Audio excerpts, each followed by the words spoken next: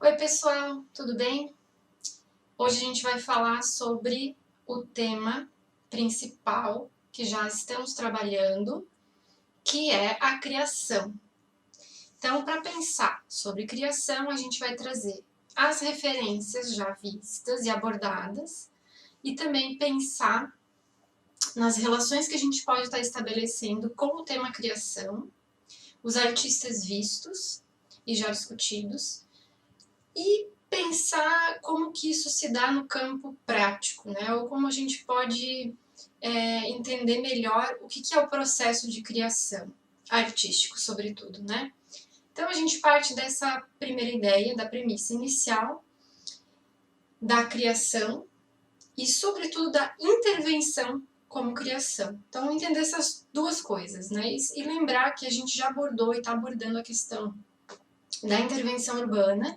Então, a gente teve um aprofundamento com relação à questão do grafite. E, introduzindo essa questão do grafite, a gente partiu do Alexandre Orio com o ossário, né? Ou seja, com o grafite reverso. Tá? Então, pensar essas questões a partir da discussão da intervenção como processo de criação facilita um pouco, porque a gente já veio abordando isso, né? Pela ótica do grafite, só que a gente incluiu outras coisas além do grafite, né? Então, primeiro a gente tem que pensar que o processo de criação ele acontece a partir da realidade, né? A criação ela é um processo complexo que tem etapas, mas ela parte do mundo, da realidade prática, né? Da vivência real da pessoa. Então, ela está muito ligada com a relação do ser humano com o mundo no qual ele vive e ela vai provocar, então, uma reação. Então, é a partir dessa reação que inicia o processo de criar, né? Então, esse processo de criação ele vai preceder o que a gente poderia chamar de um desafio, um problema, né? Uma questão que incomoda. Então, primeiro pensar o Zezão, né? O Zezão ele é um artista paulistano que trabalha com grafite, que está situado num dado contexto, mas que tem um processo de criação bem peculiar, né? Então ele iniciou nos anos 90, fazendo experiências com o grafite, buscando as referências do próprio contexto do hip hop, do grafite também que estava em alta e das pessoas que estavam nesse cenário, fazendo experimentações, mas ele veio a ter uma estética própria mais tarde, né? E essa estética própria surge também do contexto dele, que foi sempre ele era motoboy, então uma pessoa um pouco subjugada pela própria sociedade, pela família dele, por ser motoboy e pichador, né? Então ele passa a fazer o trabalho, a produção dele nos contextos também subjugados, né? Seja nas áreas onde há poluição, onde há esgotos, lá em São Paulo, ou em contextos onde há bastante desigualdade social e utilização de drogas, né? Então ele parte para esses contextos, faz todo um trabalho que no ponto de vista dele ajudaria essas pessoas, esses locais a terem um pouco de tranquilidade, de calma, porque ele usa da arte abstrata, né? Os arabescos com formatos circulares e a cor azul, no entendimento dele, provocariam essa sensação de paz, de calma, enfim, para esses locais que são cheios de informação, cheios de lixo, e ao mesmo tempo são locais que quase ninguém habita, ou vive, ou passa, ou circula. Então ele tem essa peculiaridade do trabalho. Por outro lado, o Alexandre Orion, que também é um grafiteiro da mesma época, da mesma cidade, ele discute de outra maneira outras questões. Então, a proposta dele, que inclusive a gente já conversou, já trabalhou, que é o ossário, é uma espécie é o que a gente chama de grafite reverso. O Alexandre Orion, então, ele tem essa discussão bem presente da poluição urbana, da poluição atmosférica, né? Outros trabalhos ele coloca isso também, ele vai continuar esse processo de pensar a poluição atmosférica através da arte, uma arte figurativa, né? No caso do ossário são caveiras. Então, a gente pode dizer que ele é um artista que tem bastante semelhança com o Zezão e ao mesmo tempo tem bastante diferença. Assim como o Franz Krasberg, né? Que em termos de época ele pode ter bastante semelhança com o trabalho do Profeta Gentileza, por ter mais ou menos iniciado ali nos anos 60, enfim, ter dado o boom do trabalho artístico dele nesse período e postergar até os dias de hoje, mas não é o mesmo tipo de trabalho, nem a mesma proposição. Então, a criação desse artista não vai ter a ver com o outro, né? A gente está tentando pensar eles e estabelecer essas relações, né? Relações de semelhança e relações de diferença. Então, o Krasberg, ele é um artista, um imigrante polonês que veio para o Brasil para recomeçar a vida dele, né? Ele perdeu toda a família no Holocausto. Ele também foi para a guerra, então ele volta assim bastante horrorizado com essas questões da crueldade humana, nesses contextos onde uns matam seus outros em favor de uma coisa assim meio abstrata para aqueles sujeitos. E ele vem já para o Brasil já formado em engenharia e em belas artes também, e a causa com a qual ele começa a defender, né, e a levantar essa bandeira para o meio ambiente que vai ao longo dos anos se fortalecendo, né?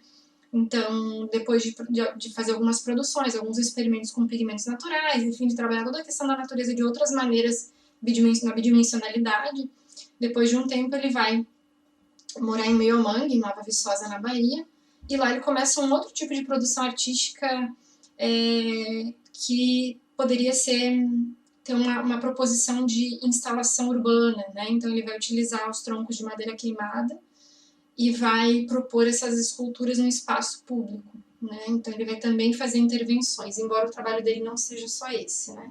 O bacana do trabalho do Krasberg nesse sentido é que ele trabalha nos dois opostos, com a arte tradicional e institucionalizada e com a arte que também dialoga com o público, embora em menor grau do que o grafite, mas que está instalada num espaço público e, portanto, tem essa troca com as pessoas, com os sujeitos dos locais no qual elas se encontram, né? Nem todas, algumas.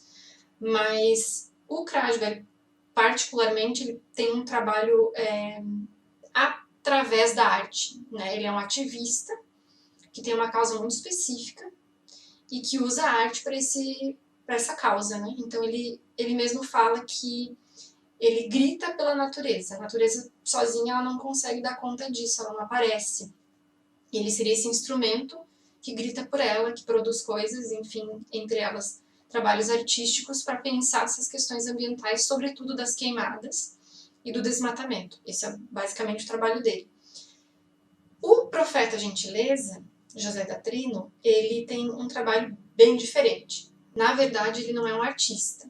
Porém, boa parte da produção dele, ou a produção que tornou ele o que ele é, ou o modo como ele é conhecido, que foram as pinturas que ele fez no viaduto do Caju, no Rio de Janeiro, deram esse impulso para pensar as questões que ele propunha através, então, de uma manifestação artística e pública, ou seja, de uma intervenção, que discutia algumas questões relacionadas tanto ao meio ambiente, mas com relação ao ser humano, mesmo porque ele abriu mão da vida que ele tinha, da família, da empresa, né? Ele passa a circular pela cidade para profetizar, né, ou proferir palavras e ações para que as pessoas pensassem sobre suas condutas e fossem mais conscientes, mais críticas, mas também amassem mais umas às outras. Então, o Gentileza, por outro modo, diferente de Alexandre Oren, diferente de Zezão e também diferente de Krasberg,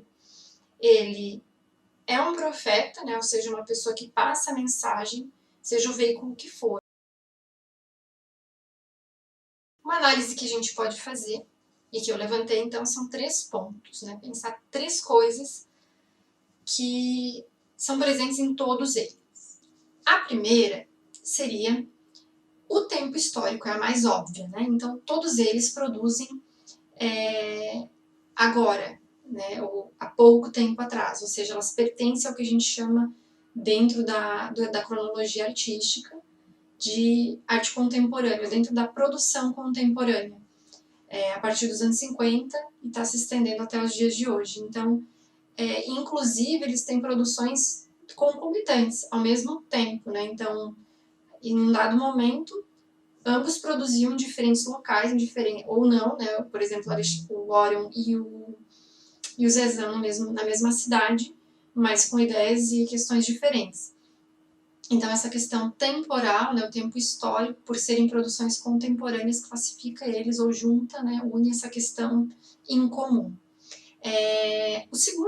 A segunda coisa em comum seria um tema, um tema, que por curiosidade não é o meio ambiente, poderia ser, é um ponto, mas o ponto ainda mais em comum que eles discutem e colocam é o capitalismo, né? O capitalismo que o Gentileza chama de capitalismo.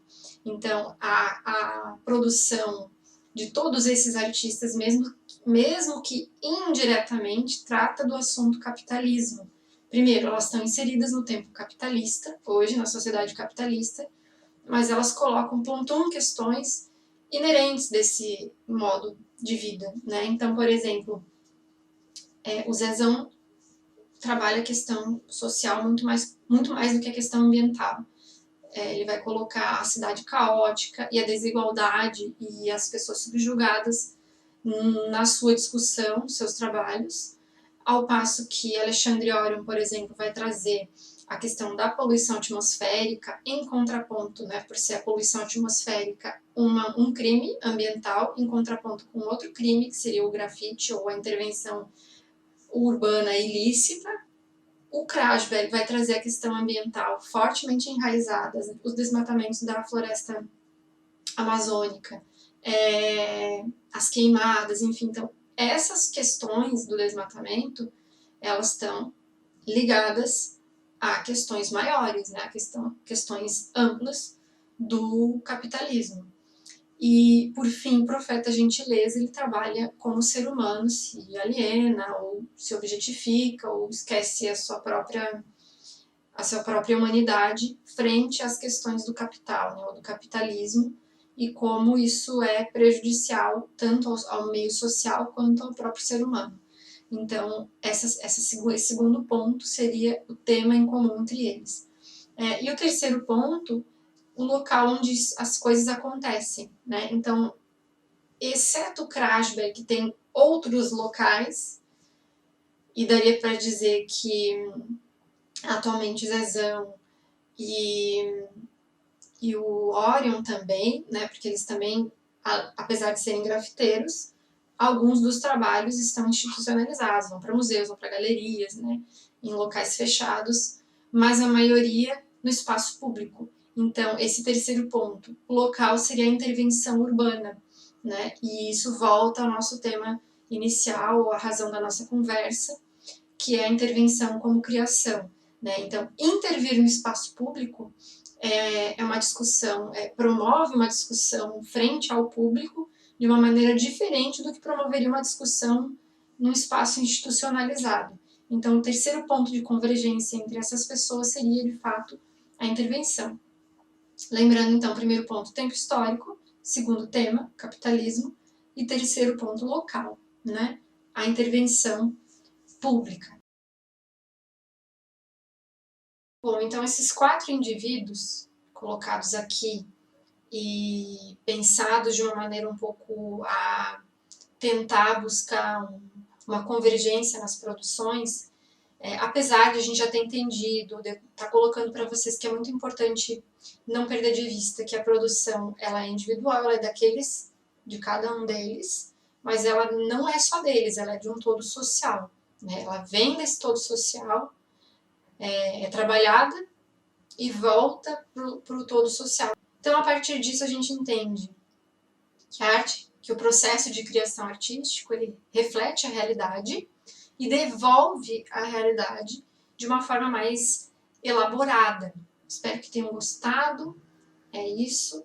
Um beijo e até a próxima.